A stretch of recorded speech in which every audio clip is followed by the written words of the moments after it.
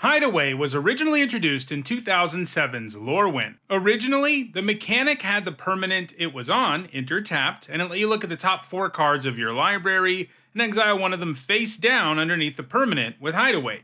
Then, if you could meet some requirement, you would gain access to the exiled card, usually by casting it for free. The original design got tweaked a little bit with the release of Streets of New Capenna, mostly because they wanted to make it more flexible. And now, Hideaway is followed by a numerical value that indicates how many cards you get to look at from the top of your library, and the permanent entering tapped is no longer part of the Hideaway effect. The other Hideaway cards still all enter tapped, but it's separate from the Hideaway effect now. Hideaway, like most mechanics that let you cast something for free, is pretty powerful, and it's been a very successful mechanic. While there are only 14 cards with it, 11 of them have at least one top 8 at a high-level Magic event. In this video, we'll count down the 10 Hideaway cards that have left the biggest impact on competitive Magic the Gathering. This video is sponsored by Card Kingdom. Use the links in the description to visit their store.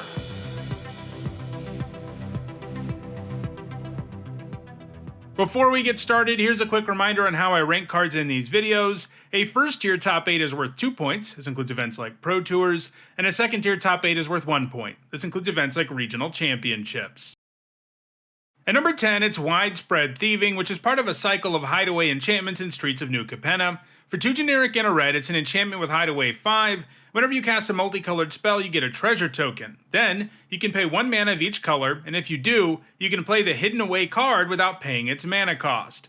So, Widespread Thieving doesn't do much right away, but it does start spitting out treasures to help pay you back, and those treasures can of course also allow you to cast the exiled card. Of course, unlike most Hideaway cards, you do basically pay a significant amount of mana to cast this one.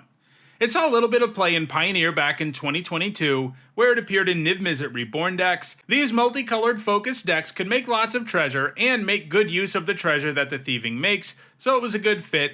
Although Widespread Thieving did not become a long-term fixture in the deck, it's likely we see Hideaway again in the future at some point, and when we do, Widespread Thieving will probably lose its spot on the list.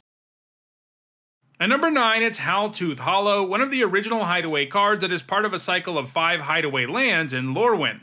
It's a land that enters tapped and it has Hideaway 4. It can tap for black mana and you can pay 1 black and tap it to play the exiled card without paying its mana cost, but you can only use the ability if each player has no cards in hand. Giving lands Hideaway is pretty sweet, as they provide real value all on their own simply by producing mana, and then later in the game the free spell you can get out of them can make a difference. Now, the requirement for this particular Hideaway card is pretty rough, as you don't always have control over what's going on in your opponent's hand, and if they're paying attention they'll make sure their hand is never empty. However, the Hollow did see play in a discard-focused deck in Modern, where Liliana of the Veil, Raven's Crime, and Funeral Charm could give your opponent very little choice over whether there were cards in their hand. If you've got a deck that can pull that off, the Hollow is pretty powerful. Still, it doesn't have any top 8 since 2014. At number 8, it's Rabble Rousing, one of the New Capenna Hideaway enchantments. For 4 generic and a white, it has Hideaway 5, and whenever you attack with 1 or more creatures, you create that many 1/1 green and white citizen creature tokens. Then, if you control 10 or more creatures, you can play the exiled card for free. While it certainly needs you to have a board state, Rabble Rousing can quickly double the number of creatures you have, making it relatively easy to get access to the card it exiles, while also pressuring your opponent in a big way. It was played in a variety of aggro decks while it was in Standard, including White Weenie and Naya. These decks were already great at going wide, and Rabble Rousing could really take them to the next level. However, Rabble Rousing hasn't put up any top 8 since rotating out of Standard.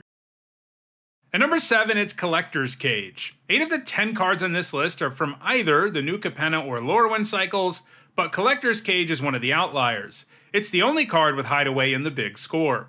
Anyway, it's 1 generic and a white for an artifact with Hideaway 5, and you can pay 1 generic and tap it to put a +1/+1 counter on a creature you control. Then if you control 3 or more creatures with different powers, you can play the exiled card for free.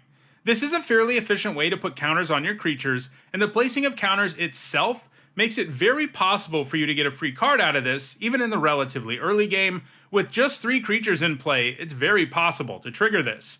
Since being printed, it's been featured in white aggro decks in Standard, with Selesnya aggro its most frequent home.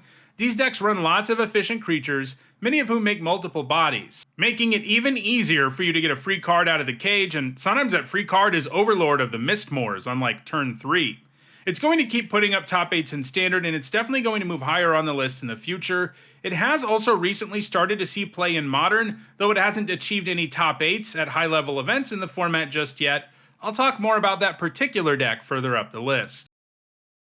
At number 6, it's Fight Rigging, one of the new Capenna Hideaway enchantments. For 2 generic and a green, it has Hideaway 5, and at the beginning of combat on your turn, you put a +1/+1 counter on target creature you control. Then, if you control a creature with power 7 or greater, you can play the exiled card for free.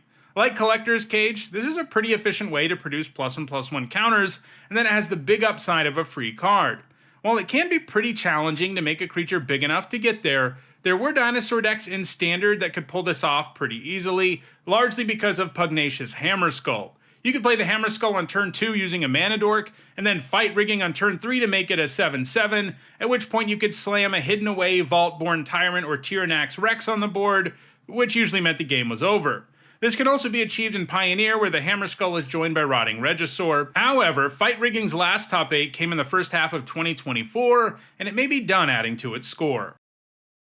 At number 5, it's Watcher for Tomorrow. Like Collector's Cage, it's one of the cards that isn't part of a cycle on the list. It's the only card with Hideaway in Modern Horizons. It's 1 generic and a blue for a 2/1 with Hideaway 4, and it enters tapped. When it leaves the battlefield, you put the exiled card into the owner's hand. This is a very unique card, as it's the only creature that has Hideaway, and it's also the only Hideaway card that doesn't let you cast the card it exiles. Still, you're talking about a 2/1 that draws you what is probably a very good card when it leaves the battlefield. I say that the card is likely to be good because you got to choose from your top 4, so the quality of that card is likely to be high. Importantly, it triggers when it leaves the battlefield in any way, and not just when it dies. The Watcher is from Modern Horizons, so the only 60 card formats it's legal in are Modern, Legacy, and Vintage, and it's been played in both Modern and Legacy. In Modern, it's been played in decks that are good at blinking creatures with Soul Herder and Ephemerate. Those types of effects can get you the card under the Watcher and set it up to Hideaway all over again. In Legacy, it's put up top 8s in Food Chain decks. These decks generally try to combo off using the powerful enchantment, usually by combining it with Eternal Scourge or Mist Hollow Griffin. Those creatures can be cast from exile, so when you exile them to Food Chain, you can simply cast them again and net a mana every time you do.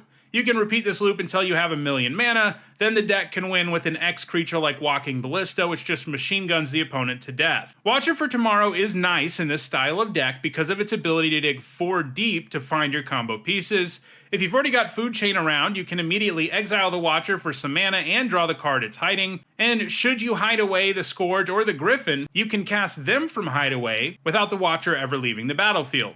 The Watcher isn't actively putting up points in Legacy right now, and its last top 8 in Modern came in the first half of 2024, but it is a powerful card in the right deck, and it may find a new home in the future.